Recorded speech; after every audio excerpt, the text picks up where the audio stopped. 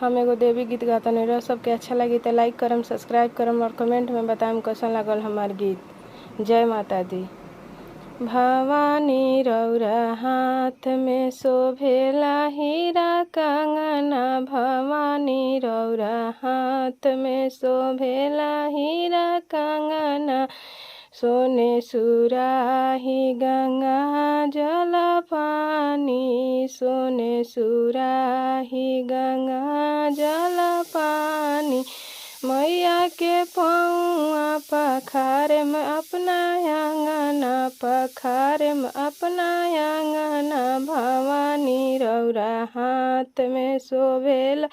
हीरा कंगना, भवानी रौरा हाथ में शोभेला हीरा कंगना,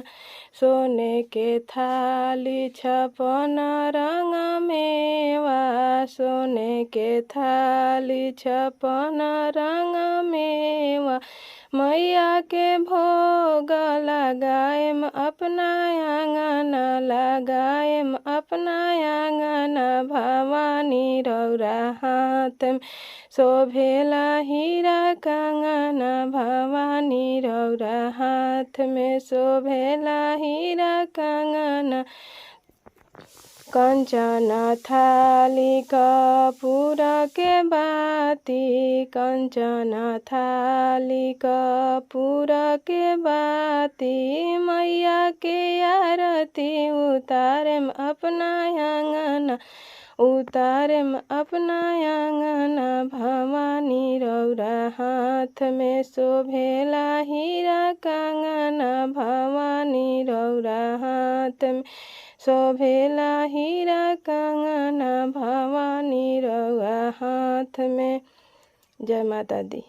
मैया के मंदिलिया में 3 किस्म के फूलवा बा, एगो फूलवा मैया हमारा के दिहा हो, एगो फूलवा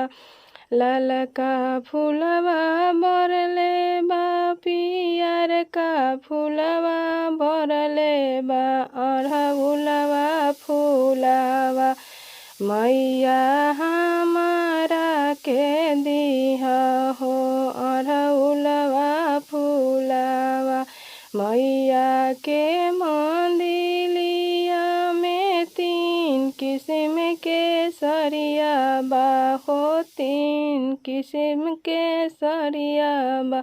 एगो सरिया मैया हमारा के दिया हो, एगो सरिया ललका सरिया बरले बा, पियर का सरिया बरले बा, पेन्हल का सरिया मैया हमारा के दिया हो, पेन्हल का सरिया